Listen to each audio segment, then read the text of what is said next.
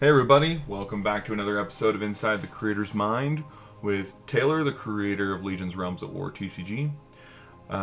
This episode was supposed to go up Friday, but we had a lot of stuff going on in studios, so this episode's coming out today, Saturday. We've already released a video this Saturday. If you haven't checked it out, make sure you go to the YouTube channel and check out Legion's Realms at War gameplay. So we're starting to do a video series of gameplay as well, obviously, as well as our behind the scenes and our Legion's Lounge as well. So there's a lot going on our YouTube channel, but that's for a different topic, a different discussion. So let's jump into episode 10. We're on to 10 episodes now of Inside the Creator's Mind, and this one not any less important than the other ones. So we're going to dive into, is it important to make different products or styles of set releases? So that's a mouthful, but it's a very good topic. So is it important to make different products or a different style of a set release?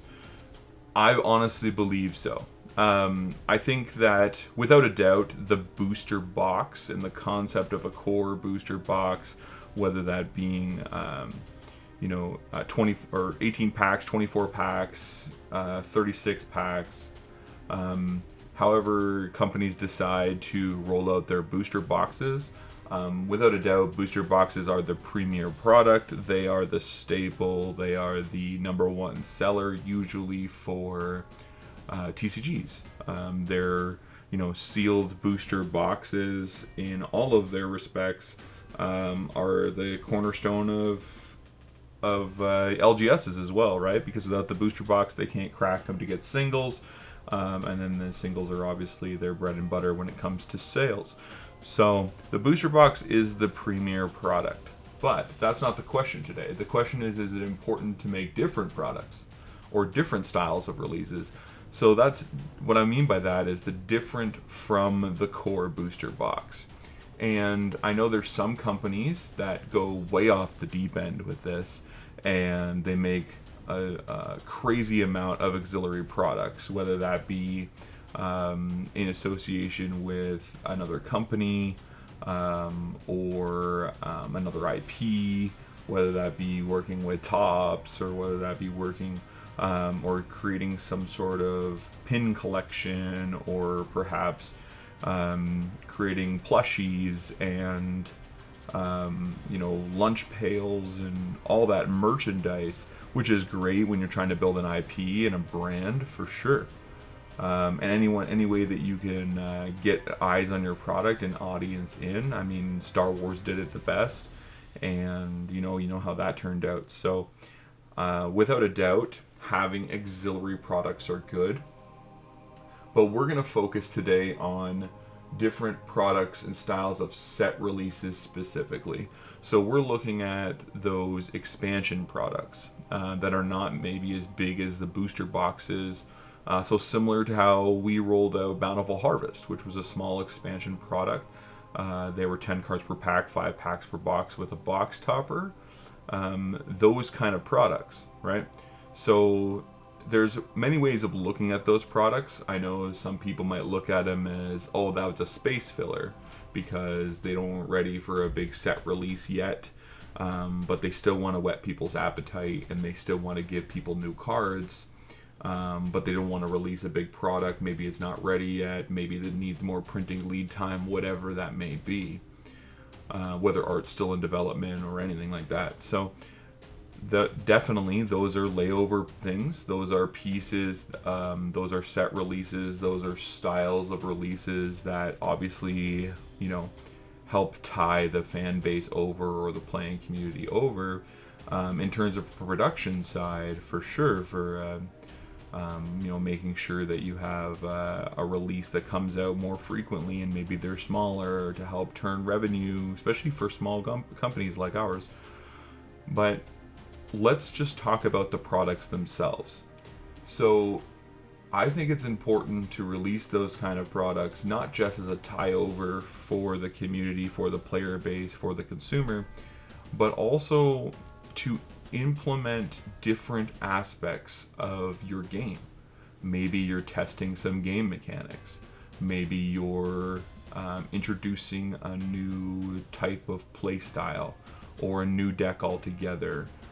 Maybe you're introducing a new character to your storyline, and it's maybe not a large character but a side character that'll eventually develop into a large character and an integral point going forward for your story.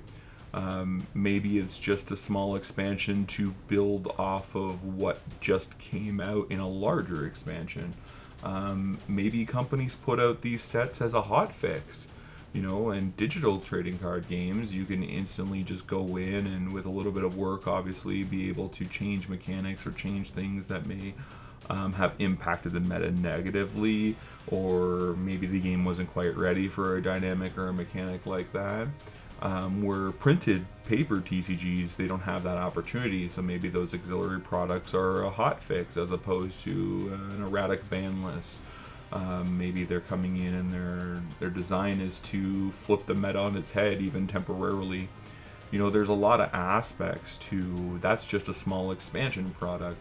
Then we talk about with Frontiers. Frontiers was a blister set, and I know that most people coming in has a little bit of confusion because when you think of blister products, you think of how Pokemon almost coined that term of having blister packs that are sold at Walmarts and Targets, or those blister boxes of theirs that have like one big large card and then some booster packs and a fancy foil card and a coin or a token or something, or maybe some sleeves.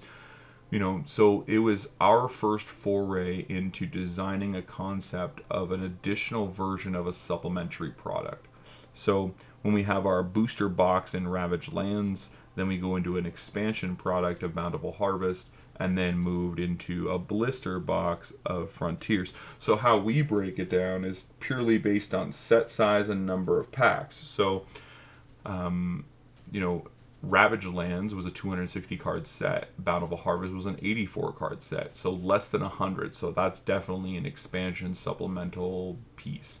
And then you move into Frontiers, 181 card set. So, however, that may be bigger than some booster box releases from other games, particularly indie TCGs that you see fall in that 120 to 160 range. We still produced 181 cards, so a lot of people might think that that is a booster box. But what we want to do is we want to create, not necessarily reinvent the wheel by any means, but create our own trajectory with the concept of a 3-product release of a small, a medium, and a large product. Even though our medium product in Frontiers, a blister box, is bigger than some booster boxes from other games. But we really wanted to hit home that our booster boxes are our premier pieces, which is what's coming in Empires on the Rise right now, currently on Kickstarter. Empires on the Rise is a large box. This is a 265 card set plus all the variants and fancy things that we put in on top of that. I think you're eligible of being able to open 321 some odd cards. So that's our premier booster box. So our goal as a company is to produce at least one of those a year if we can. We are still in our infancy stage, only a year and a half old, so don't take my word here as verbatim, but what I can say is that our goal is to achieve one booster box like product a year, and then of course the addition of either decks or another blister product or an expansion product or a combination of all of those things.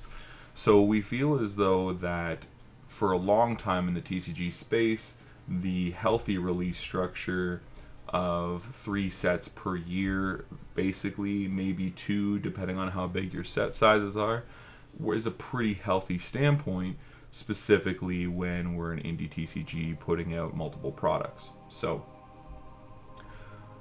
that's where I strongly believe, and it may be bias on my point, but that having different products and different styles of releases also attract a different player base, a different consumer. Perhaps some stores like the smaller product because the MSRP is lower and they can move the product better. Maybe new players coming in don't want to spend as much on a booster box, so they'll buy a supplemental set to go along with a deck to just spice up how they want to play before they dive headfirst into collecting or opening booster boxes. So they offer a different way of a gateway into your game. Like we talked about the importance of good starter products back in episode 7, I feel as though this kind of fits in line with that. We're diving a little bit deeper down the rabbit hole here, that having multiple different set releases and styles of set releases really offer that gateway and less of a paywall for new people coming into the game or new stores jumping on board, because I honestly believe that it gets into this situation where a new player comes in and maybe they're already playing a game or 2 other games and they see a booster box and they don't really, we get that question or that statement a lot that says, I don't really have the time or the money to put into another game. So if you give them the option of a cheap starter deck that's anywhere from $10 to $20, and then maybe an expansion product for $30, $35, or in the case of Frontier's Blister was, you know, $60 to $70 depending on where you get it from, and we're talking American dollars here for the most of our viewers.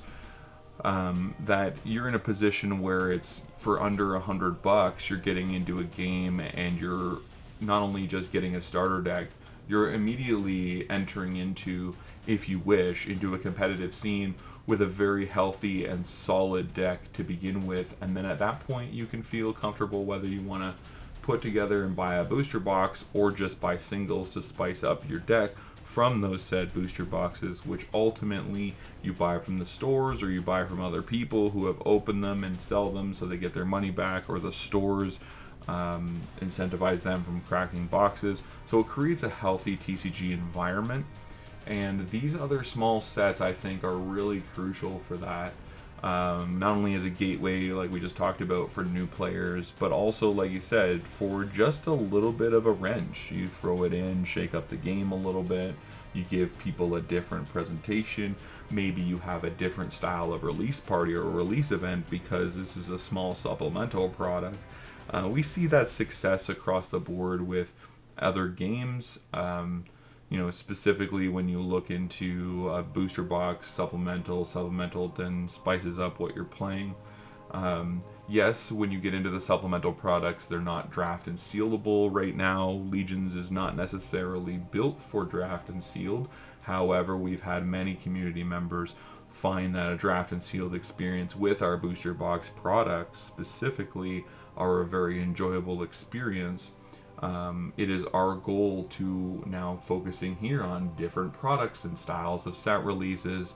We can then also not just look at creating smaller products than the booster box, but creating larger products than the booster box, maybe once a year or once every 18 months, to be able to put out something that is specifically built for a limited play, a draft and sealed environment, a mass multiplayer environment, perhaps an arch enemy style environment. So like those kind of things to build other formats off of a larger box release. But then you also get into the fact that like as your game progresses, now we're nowhere near this point yet, but as your game progresses of creating smaller collector sets, we have on a Kickstarter as a potential stretch goal of making a premium collector foil version of Empires or of Ravaged Lands. That's different than what I'm referring to as a collector set. I think that is more of just giving people foils in a collectible way that they never got in Ravaged Lands specifically. But what I'm talking about is a collector set, and its whole is similar to what Magic did with From the Vault, is similar to how Pokemon did their celebrations. These highly sought after sets that might just sit sealed on a shelf and stuff. Now we're away from that possibility right now as an infant company still, but these are the different things that we can approach. Different releases, different styles of boxes, things that are not just status quo, and maybe they can fit better on a shelf. Maybe they're more eye appealing. Maybe they're more sleek design, like our Bountiful Harvest boxes, where this is where we can really get creative in packaging, really get creative in offering players something new, something exciting, while keeping the dollar amount lower. Or if we're to put out a premium product, then matching that premium product with a healthy amount of card pool. You know, these are things that we're consistently working on, retooling in studio, and figuring out how we want to roll out our releases. It is an ever-changing thing. It fluctuates based on a lot of things, based on your market, based on your community growth, what your community feedback is. I know Empires on the Rise has changed multiple times since its inception 6 years ago. So it is something that is ever evolving, and it goes back to the episode 6. Does the learning ever stop, right? And then, you know, covering what we just did in episode 9 with the golden pack ratio. All of these things continually not only weigh on my mind, but continually are in development, in process, and that's how we view the importance of designing different products for different aesthetics. Perhaps, like I said, different variables for extending timelines, filling gaps, hot fixing things, introducing new characters. There's a lot of elements that come into play there, and variety is the spice of life. So that's just my thoughts on the importance of having different styles of set releases, and different styles of packaging, and different styles of boxes and such. So that's a very important aspect. We've taken a little bit longer than our normal Inside the Creator's Mind episode, so thanks for sticking around this whole time. We had a little updates in the beginning. But until next time, guys, I'll see you guys on episode 11. Appreciate your support, your follows, your likes, subscribes, and make sure you check out some of those awesome videos also on our YouTube channel. But until then, see you next time, guys. This was an episode of Inside the Creator's Mind.